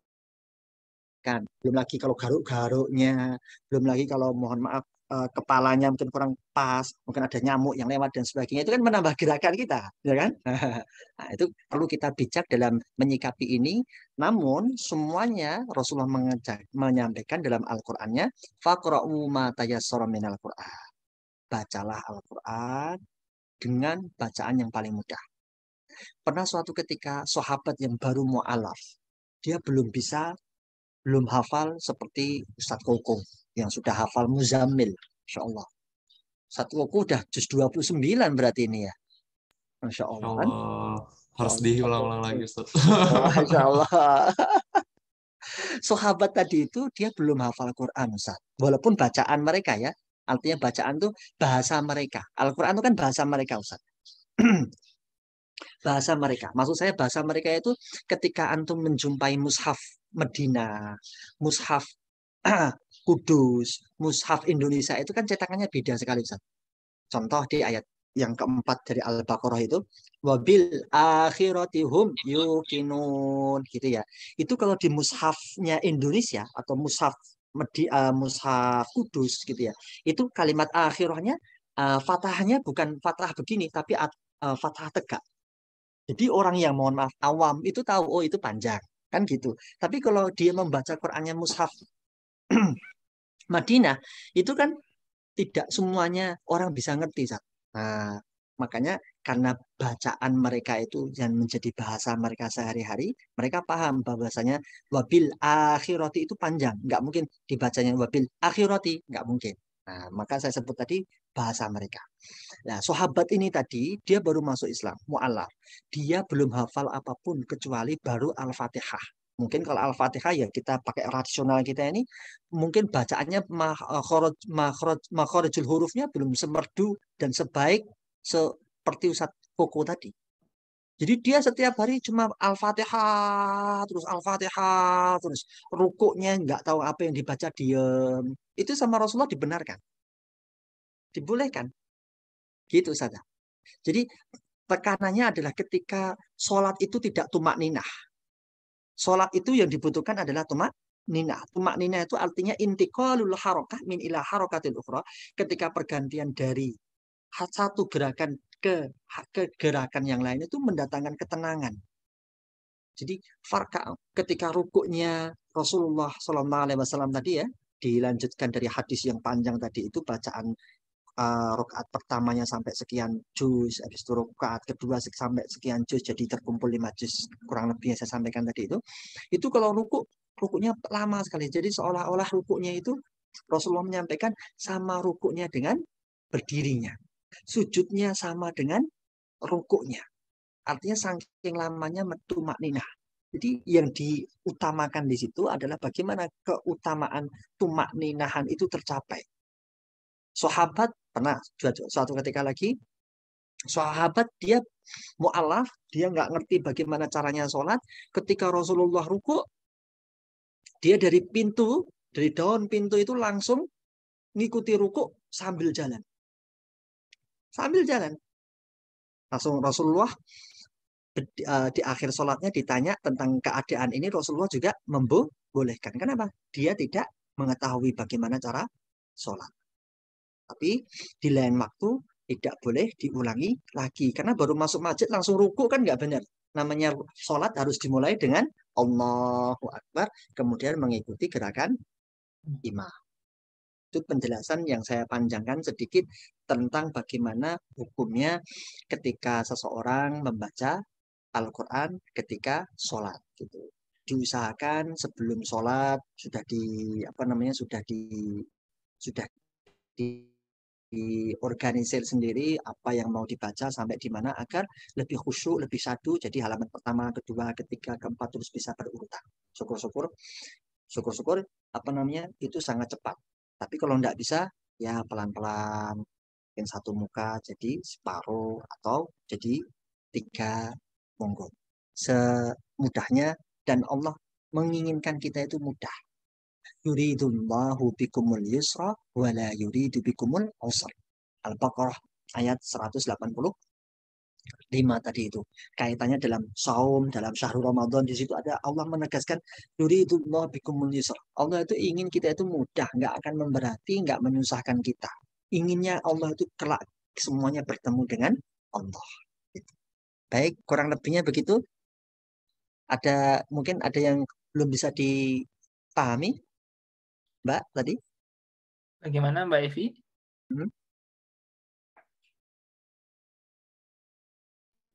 Gimana? Baik ya. Terus yang pertanyaan yang pertanyaan pertama sudah terjawab. Yang kedua, apakah membaca Al-Quran di saat sholat itu? Halo, gimana? Nggih. Oh, putus-putus ya. Agak putus-putus. Kalau sholat baca Quran di saat sholat dengan Al-Quran itu apakah pernah dicontohkan oleh sahabat atau belum? Pernah dicontohkan para sahabat atau tidak? Mereka itu mohon maaf, mereka hafid Quran. Kalau dicontohkan oleh Rasulullah dan para sahabat, mereka sudah hafal Quran. Jadi ketika mereka diturunkan berangsur-angsur, mereka langsung menghafal, mereka langsung memurojaahi kepada Rasulullah itu saja. Jadi itu masalah ijtihadi, masalah yang ada terjadi saat sekarang ya, kontemporer, karena mohon maaf tidak semuanya kita itu menjadikan Al-Quran sebagai diantaranya jalan. Mungkin setelah berlalunya waktu, baru hijrah, baru mengerti Al-Quran, baru semangat dengan Al-Quran, kan begitu. Kalau di zaman dulu, salah satunya adalah karena memang mereka bahasa sekaligus teman-temannya yang mendorong untuk bisa hafid Quran itu banyak. Nah, jadi kalau dicontohkan sama Rasulullah dan sahabat, tidak. Karena mereka membaca sesuai apa yang mereka hafalkan. Begitu saja. Tapi juga bukan berarti yang melakukan begitu itu salah. Jangan, bukan. Berarti kalau ada imam ataupun seseorang yang membaca Al-Quran sambil sholat berarti salah. Ya enggak. Karena salah satu kemudahan yang Allah hadirkan itu begitu. Selama tidak mengurangi tumak ninahnya dalam sholat, kekhusyuannya dalam sholat. Begitu. Nah, itu inti pokoknya di situ. Nah, gitu ya, Mbak Evi. Mungkin masih belum nyambung atau sudah? Sudah. Terima kasih banyak Ustaz. Oh ya. Terima kasih. Oke. Syukron. Terima kasih Ustadz dan Mbak Evi. Selanjutnya masih ada kesempatan yang ingin berdiskusi atau bertanya? Persilahkan. Saya boleh? Boleh, Mbak Esti. Ya, terima kasih atas kesempatannya. Assalamualaikum Ustadz. Waalaikumsalam warahmatullahi wabarakatuh. Saya ingin bertanya terkait hubungan kita ya dengan Al-Quran. Nah, ini kan kalau fenomenanya sekarang itu baik di pondok, walaupun saya bukan alumni pondok ya, nah itu kan di encourage, dimotivasi untuk menjadi hafiz itu secepat mungkin gitu Ustadz. Kadang ada yang kayak pondok-pondok hafiz itu 6 bulan itu sudah hafal 30 juz gitu. Nah, sementara di sisi lain ada juga yang berpendapat seperti ini. Al-Quran itu kan diturunkan bukan untuk dihafalkan gitu, tetapi untuk didaburi, dipahami, kemudian diamalkan seperti itu ya. Tapi di satu sisi lain gitu, ketika ada misalnya kita menghafal, kemudian ternyata kok sulit sekali gitu. Kok nggak nyantol gitu Ustadz. Nah itu katanya ada di satu sisi itu mungkin salah satu indikasi bahwa kita ada maksiat gitu di dalam hati kita atau di pikiran kita, atau di satu sisi lain itu adalah rahmat dari Allah sebenarnya gitu, karena ingin supaya Al-Quran itu nyantol terus supaya benar-benar tertanam di hati kita, jadi berulang-ulang seperti itu. Nah, kalau menurut Ustadz bagaimana yang fenomena yang saat ini orang berlomba-lomba untuk menjadi hafiz dalam waktu sesingkat mungkin, tapi di satu sisi ada pendapat seperti itu. Kemudian bagaimana kalau misalnya kita menghafal terus tidak nyantol-nyantol, apakah itu memang indikasi kalau misalnya ada maksiat di dalam hati kita atau seperti apa Ustadz? Terima kasih. Baik. Alhamdulillah ini kita mendapat pertanyaan yang gak kalah bagusnya. Bagus sekali. Kita melihat fenomena saat sekarang ini banyaknya pondok-pondok menjamur. Alhamdulillah. Atau pendek katanya pondok pesantren sekarang itu solutif dibanding sekolah-sekolah negeri. Yang sekarang yang hampir menyamai IT lah gitu kan. Yang mereka setengah hari dari pagi sampai sore kan gitu. Alhamdulillah pondok-pondok sekarang menjamur. Dan yang paling kerennya lagi sekolah itu sekarang ini menawarkan tahfidzul Quran. Itu memang di antara ciri khas sekarang sekolah yang branded itu. Nah kan.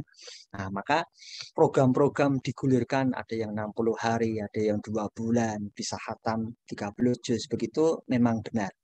Saya sempat juga ikut serta menghadiri pondok pesantren yang dia punya program 40 hari bisa 30 juz. Saya sendiri ini berbicara dari ranah pengalaman saya pribadi. Pertama, ketika kita betul-betul ingin menjadi ahlullah wa khassatuh, Allah menyebutkan begitu bagi para hafid Quran. Karena ia menjadi mukjizatnya Allah. Di dalam dadanya tertanam kalimat-kalimat Allah. Maka tidak ada kata Allah untuk menelantarkan mereka. Jangankan hanya dunia kan. Akhirat Allah kasih. Bahkan tajul qadar. Apa itu? Apa namanya ini? Mahkota. Mahkota. Mahkota yang akan diberikan kepada bapak dan ibunya atau yang memfasilitasi untuk bisa hafid Quran kan sudah sedemikian rupa Allah jelaskan. Nah, menurut saya begini, ketika menghafal Al-Quran itu cepat-cepat menghafal biasanya, dan ini sudah teruji, cepat pula hafalannya lupa. Karena ngafalin Quran itu betul-betul dari hati, pikiran, keikhlasan, kesungguhan, dan mau berlama-lama duduk, itu yang tidak mudah. Dan sangat mukjizatnya Al-Quran, siapapun mudah, dipermudah bagi orang yang mau menghafalkan Al-Quran.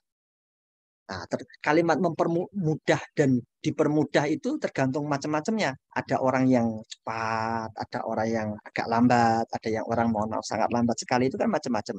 Kayak kita menerima keilmuan di sekolah. Nah, terus ketika kita cepat-cepat menghafal, itu akan bangunan dari hafalan-hafalan yang kita tata dari juz 1, juz 2, juz 3, itu kalau makin cepat kita bangunnya, itu bangunan-bangunan yang hafalan bawah itu kalau kita tidak sering murojaah itu juga akan kendala. Artinya lancarnya kurang. Nah, jadi diperlukan kontinuitas. Itulah keutamaan seorang hafid Quran ataupun keutamaan menghafal Al-Quran. Karena tingkatan tahfidul Quran itu lebih daripada qiraah, daripada utslu atau tadabbur yang hanya membaca ataupun menganalisa. Tapi kalau tahfidz itu tiga-tiganya. Dia juga harus membaca, dia harus mentadaburi. Habis itu dia harus berlama-lama. Nah, karenanya ini menjadi kesemangatan kita untuk semangat menghafal Al-Quran. Adanya dalil bahwasanya Al-Quran diturunkan fatayassara minal Quran untuk mempermudah menghafal, untuk mempermudah bacaan, atau untuk menjadi pelajaran sekaligus di surat Yasin. Al-Quran itu untuk pelajaran, untuk wahyu, untuk kabar gembira akan manusia, akan adanya Al-Quran ini. Karena kalau nggak diturunkan Al-Quran, itu kehidupan kita tidak akan ada satu frameworknya tidak ketemu. Kan gitu, kerangka berpikirnya tidak ketemu. Nah, dengan adanya tahfidz Quran atau putus musabakoh, lah ini jangan sampai kita salah niat. Innamal a'malu bin niat. Wa innamal likulli imri'in ma nawa. Faman kanat hijratuhu ila Allah yusibuha aw imra'atun yusibuha fa hijratuhu ila ma hajara ilaih. Kalau hijrahnya, kalau niatnya hafal Al-Quran untuk bisa MTQ. Sekolah mohon maaf bertitel hanya karena untuk biar dibilang intelektual. Maka hadisnya, di selain hadis yang tadi saya sampaikan itu, Allah ketika nanti di akhirat akan bertanya kepada setiap hamba. Ya fulan, kamu saya berikan waktu. Kamu untuk apa? Saya untuk sekolah ya Allah. Saya untuk belajar ya Allah. Ada yang lagi kelompok lain. Ada satu kelompok lagi ditanya, kamu saya beri waktu untuk apa? Saya menghafal Al-Quran ya Allah. Saya bekerja untuk kamu Allah. Jawabnya semuanya Allah, kamu bohong. Kadzabta. Niatmu, keinginanmu, tujuanmu bukan untukku. Udkhulun nar. Masuk dalam neraka. Jadi kembali kepada niat tadi. Alhamdulillah sekarang ini dengan pondok-pondok pesantren bergulir di mana-mana. Habis itu program tahfidzul Quran menjadi kekuatan dan menjadi daya tarik sekaligus menjadi ukuran sekolah sekarang yang ada ini. Alhamdulillah kita syukuri. Tapi kembali lagi niatnya yang harus kita tanamkan baik-baik betul. Jangan sampai hanya sekedar mengejar dunia. Begitu. Karena apa? Karena kalau hanya sekedar dunia rugi sekali. Tadi yang sudah saya sampaikan ya, hadisnya tadi, kamu berbohong. Allah masukkan dalam neraka. Terus yang kedua, tadi hadisnya juga sahih. Itu semua hadis sahih. Menjelaskan kepada kita, innamal a'malu binniyat itu pentingnya menjaga niat. Keikhlasan kita, kesungguhan kita. Keyakinan kita bahwasanya di saat kita menghafal Al-Quran, terus ada kalimat yang susah, ada murojaah yang belum bisa dilaksanakan, ada hafalan yang sudah dihafal tertinggal, tercecer, itu memang terus-menerus. Berbeda dengan dokter, sekolah dokter atau profesor yang mungkin mohon maaf ada tim yang bisa mengerjakan ketika ada tugas. Mungkin memang begitu Kak Ustaz. Jadi kan ada tugas, ada tim, punya teman bisa mengerjakan. Tapi kalau tahfidzul Quran harus dia individual dia dengan Al-Quran untuk berlama-lama murojaah, berlama-lama menghafal, tekun. Dan disitulah Allah akan menilai bahwasanya kesungguhan kita di mana. Ala ilmu nurun wa nurullahi la yuhda lil 'asi. Ilmunya Allah ini, khususnya Al-Quran, tidak akan diberikan bagi orang-orang yang melakukan bermaksiat. Ini yang mengatakan Imam Syafi'i. Imam Syafi'i yang sangat cerdas, yang sudah teruji keilmuannya ketika menghafal Al-Quran juga begitu mengalami kesusahan. Dan itu wajar, manusiawi. Begitulah Allah mencontohkan ketika kita hidup di dunia ini ada tangis, ada kesusahan. Begitu pula Hajar ketika dia kebingungan, anaknya meronta-ronta nangis. Bingung, air susunya sudah nggak keluar, menangis, dia lari dari sofa ke marwah sampai 7 kali. Di situ yang berhasil bukan Hajarnya, tapi Ismailnya. Kembali tadi, sama dengan Imam Syafi'i. Wa nurullahi la yuhdal 'asi. Nur Allah, cahaya Allah ini tidak akan diberikan kepada orang-orang yang bermaksiat. Jadi sangat spesifik lagi. Betul. Saya mengalami betul ketika, mohon maaf, seandainya saya sudah murojaah, sudah lancar. Mau maju kepada Ustadz, mau setoran tawajuh kepada Ustadz. Untuk menyetorkan hafalan, baik ziyadah, baik tambahan, ataupun murojaah, ulangan. Dalam hati, kok sombong? Oh, bacaan saya lebih bagus saya. Oh, saya lebih lancar. Atau, teman saya ini nggak selesai-selesai nih nyetornya. Gitu ya, karena kita antri ya. Nyetornya itu kan antri di belakang teman gitu kan, sambil duduk di depan Ustadz sambil ngantri. Itu hampir bisa dikatakan hafalan kita jadi kurang nyambung dengan Ustadz. Karena memang betul-betul Allah itu akan menjadikan Quran itu sebagai mukjizat kepada orang yang dikehendaki dengan cara kehendaknya sesukanya. Dan maksudnya adalah Allah menjadikannya itu sangat spesial, maka orang-orangnya juga harus spesial. Gitu loh. Paham ya? Karena ini kalam Allah yang sangat spesial, yang contohnya tadi Yasrib sedemikian rupa, Mekah sedemikian rupa, seseorang yang Muhammad yang diberi Al-Quran menjadi imamul mursalin, pemimpin para rasul-rasul, maka juga akan menjadi spesial. Maka dengan spesial itulah Allah menjadikan kesusahannya. Coba kamu susahnya bagaimana? Apakah ada maksiat atau tidak? Kan begitu. Jadi dengan cara apa kita untuk bisa mempermudah bacaan Al-Quran, ya beristighfar, tak ampun kepada Allah, memohon kepada Allah kemudahan agar bisa hafalannya dipermudah, dimungkinkan hafalannya, tetap terjaga niatnya dalam tholabul ilmi, dalam menghafal Al-Quran, dalam menjemput rezekinya Allah, dalam hidup menjadi khalifahnya Allah. Saya kira begitu mungkin, Mbak. Siapa tadi? Esti, Pak. Mbak Esti. Atau mungkin ada yang masih ditanyakan atau belum nyambung? Atau gimana? Insya Allah sudah clear. Jazakallah. Wa iyyakum ustazah. Alhamdulillah. Terima kasih Ustaz dan Mbak Esti. Jadi membuka wawasan kita ya terkait hal tersebut tadi ya. Terkait fenomena-fenomena yang sekarang ada. Terus terkait seberapa mulainya Al-Quran gitu ya. Kita masih ada waktu, kayaknya kan sampai jam 3, sekitar 7 menit lagi. Karena mungkin waktunya tidak terlalu panjang, Ustaz. Mungkin dari Ustaz kami mau request untuk ada semacam kalimat penutup, dan ditutup akhirnya dengan doa bersama, Ustaz. Untuk kita bisa ya bersama dengan Al-Quran selalu, Ustaz. Insya Allah, Masya Allah. Baik. Baik, ini mudah-mudahan akhir pertemuan kita di Zoom, mudah-mudahan tidak di akhir kita pertemuan di dunia dan di akhirat. Amin. Kita dikumpulkan bersama-sama kelak di surganya Allah. Amin. Dan Allah bangga menyebut nama kita satu persatu di hadapan para makhluk-makhluknya. Kan? Dengan Allah turunkan malaikat membersamai kita pada diskusi kita siang hari ini.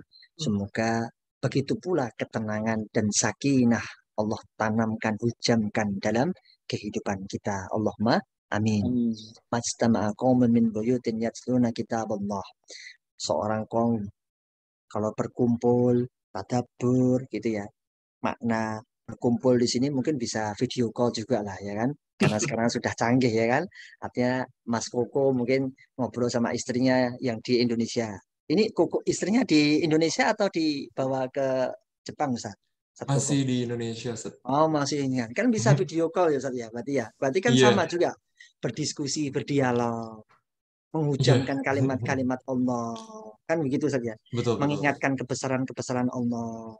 Mengikhlaskan, Dek, ini bulanannya sekian.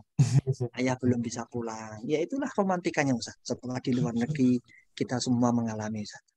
Ya, tapi insya Allah namanya perjuangan itu Allah akan ganti dengan beribu-ribu kenikmatan kelak. Allahumma amin.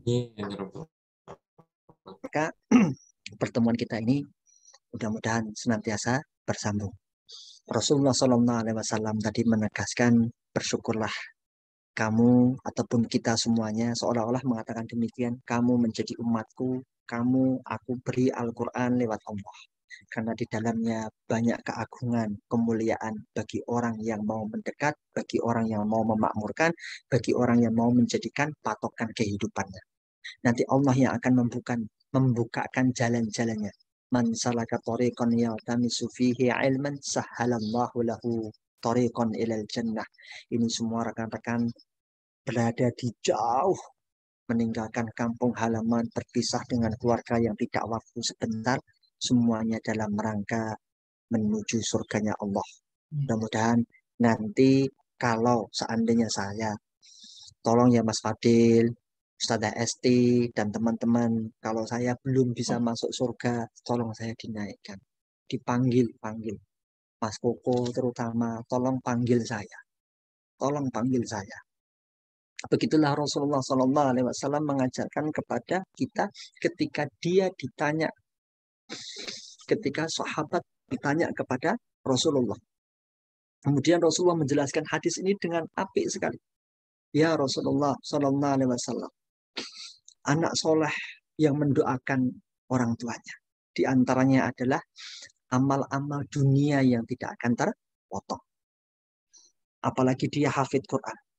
Maka ketika seorang hafid Quran atau anak yang soleh tadi dimasukkan oleh Allah surganya dan dia belum melihat bapak dan ibunya di surganya atau teman-temannya di surganya Allah, tolong saya dipanggil ya Mas Koko, Mas Fadil, Mbak Esti, dan teman-teman agar kita semuanya mendapatkan syafaat, pertolongan sebagaimana hadis Rasulullah masuk. Jadi tadi anak kecil tadi atau teman kita tadi menunggu di depan surga. Dia memanggil-manggil ibunya. Masuk kata Allah. Masuk. Udkhul bil jannah. Udkhuluha bisalamin aminin. Masuk. Tapi dia ingin melihat bapak ibunya masuk surga. Maka Allah senyum kemudian memerintahkan dan memberi syafaat untuk menarik orang tuanya untuk bisa bersama masuk surga. Ini orang yang hafid Quran. Ada yang ahlul, ada yang manusia yang Allah cintai. 70.000 manusia yang akan memberikan syafaatnya juga, pertolongan kepada temannya. Karena apa? Di antaranya saling mengenal karena cinta dan mencintai Allah. Dan berpisah juga karena Allah. Mudah-mudahan kita ini dipersatukan kembali kelak di surganya Allah. Bersama Al-Quran kita muliakan, maka hidup kita akan menjadi mulia. Begitu Ustaz Fadil, Skoko, Mbak Esti, dan teman-teman semuanya. Mudah-mudahan saya berdoa yang program dokter bisa segera selesai dokternya. Yang S2 juga selesai dengan tepat waktu. Dan yang belum menikah disegerakan juga menikahnya. Diberi jodoh yang terbaik. Dengan kita memperbaiki diri kita. Di waktu bulan Ramadan inilah waktu yang terbaik kita mengeluh kesahkan apa yang ada di hati kita. Dengan berlama-lama sholat, dengan berlama-lama ngaji, terus memancarkan hati ini yakin. Ihfadillah tajidu tijah. Ihfadillah tajidu tijah. Kamu menjaga Allah, kata Rasulullah, kamu akan dijaga Allah. Ya Allah, saya mau sholat, ya Allah. Saya mau menghafal, ya Allah. Saya mau ujian, ya Allah. Sampaikan kepada Allah. Ya Allah, saya belum dikirimi duit, ya Allah. Ya Allah, beasiswa saya kurang, ya Allah. Berikan saya tambahan rezeki, ya Allah. Itu kalau di negara saya, Ustaz. Kalau di negaranya Mas Fadil, beda ini. Apalagi di negaranya Mas Koko ini saat ini, Masya Allah, ngaji sudah keluar dananya ya. Masya Allah.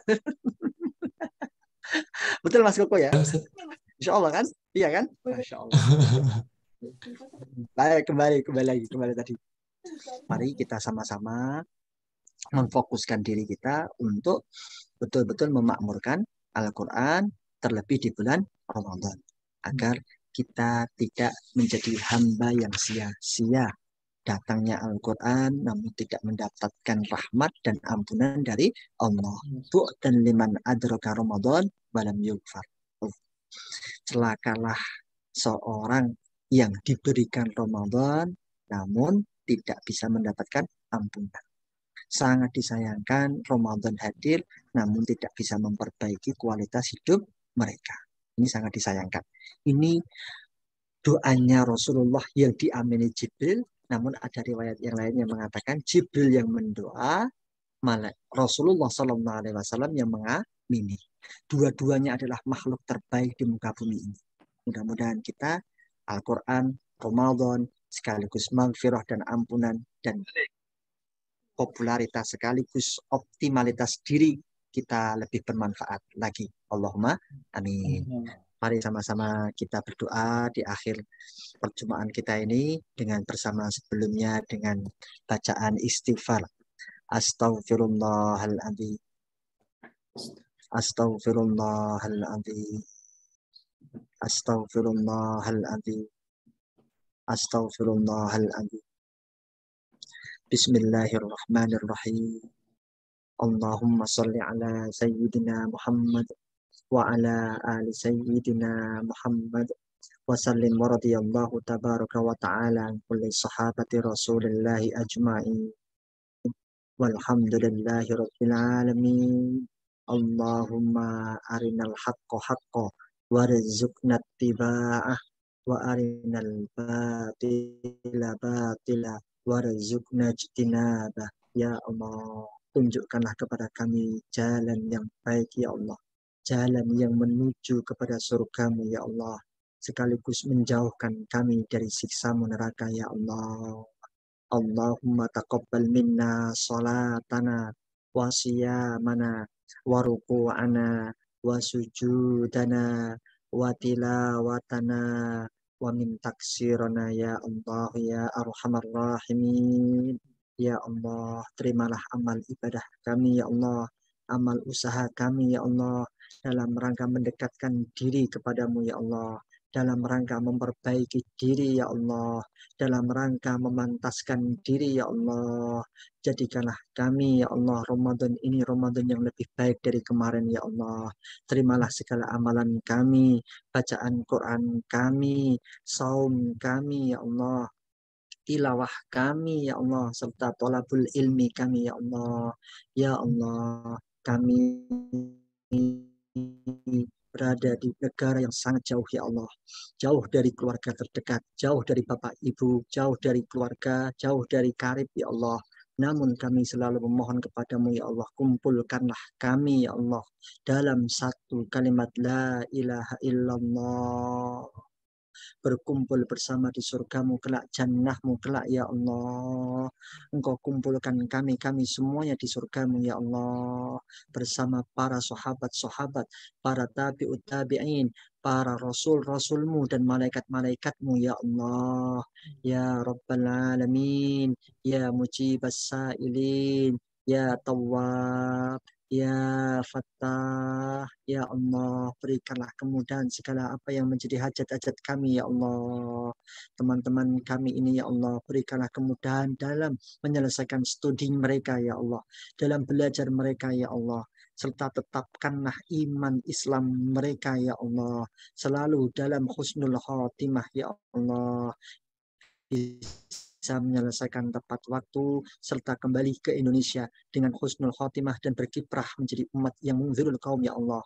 Umat yang menjadi pembeda dengan yang lain dalam rangka li'ila'i kalimat ya Allah. Rabbana atina fid dunya hasanah wa fil akhirati hasanah wa qina adzabannar wa qina adzabannar wa sallallahu ala sayyidina Muhammad wa ala alihi wa sahbihi wa baraka wa sallam. Al-Fatihah. A'udzu billahi minasyaitonir rajim. Bismillahirrahmanirrahim. Alhamdulillahirabbil alamin. Maliki yaumiddin. Iyyaka na'budu wa iyyaka nasta'in. Ihdinas siratal mustaqim, siratal ladzina an'amta 'alaihim.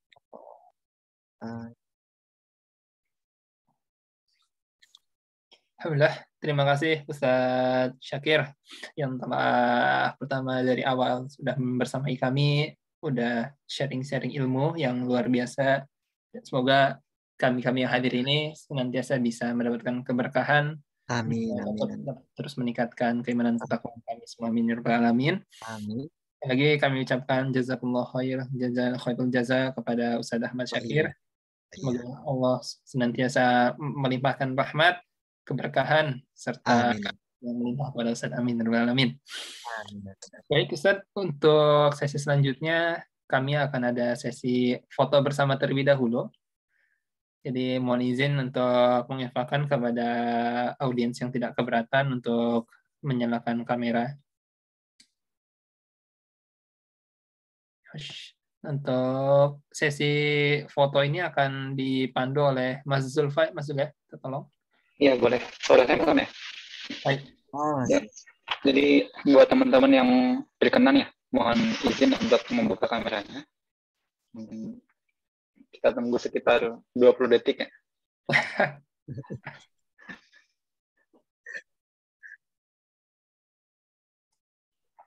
Ya, sedang pada membuka sepertinya ya.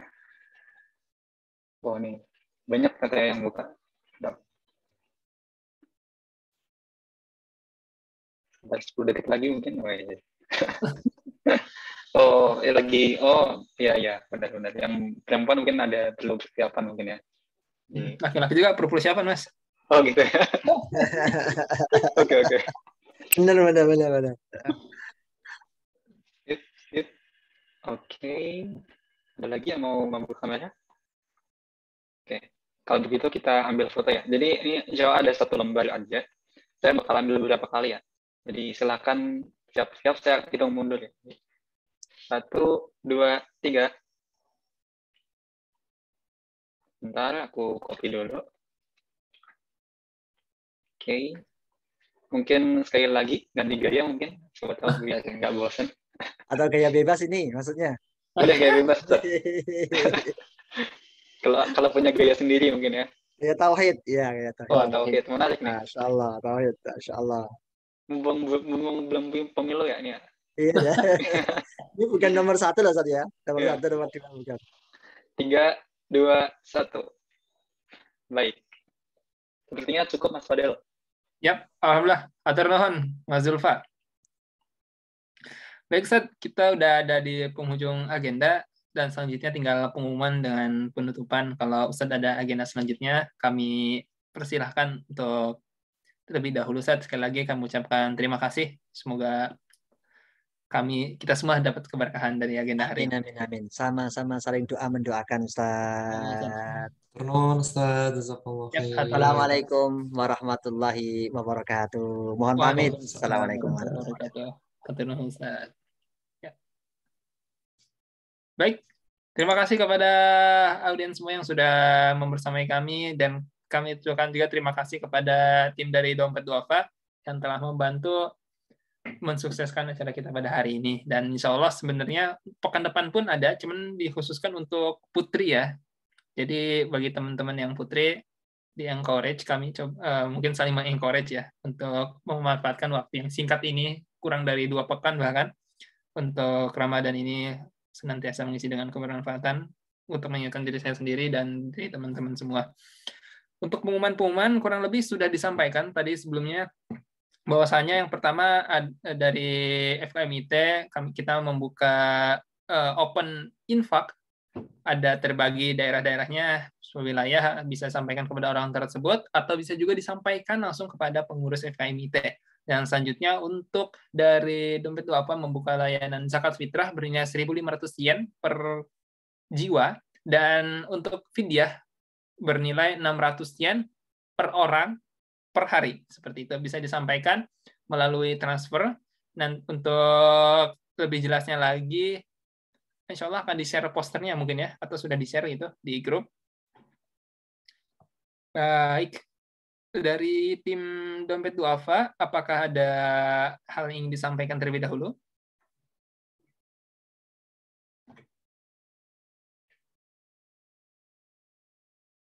Baik, mungkin tidak ada. Dan untuk dari FKMIT tersendiri, apakah ada hal yang ingin disampaikan? Sepertinya sudah tersampaikan tadi sih, Dok. Yap, cukup, mantap. Sekali lagi mantap, dan ada clue bahwasanya insya Allah kita akan masih ada rencana, bahkan ada rencana kita akan bagi-bagi nasi bungkus gitu teman-teman. Kalau dalam bahasa Jepangnya jadi keren, jadi bento namanya. Ya, semoga dimudahkan. Dan kalau bagi yang belum isi, termasuk saya yang belum isi sensus kependudukan di Tsukuba ini dari FKMIT, mohon untuk diisi. Selamat menjalankan ibadah puasa. Insyaallah kita tutup dengan hamdalah. Alhamdulillahirrahmanirrahim. Subhanakallahumma wabihamdik. Asyhadu an la ilaha illa anta astaghfiruka wa atubu ilaik. Assalamualaikum warahmatullahi wabarakatuh. Waalaikumsalam. Ya, makasih semuanya. Sampai jumpa. Yes.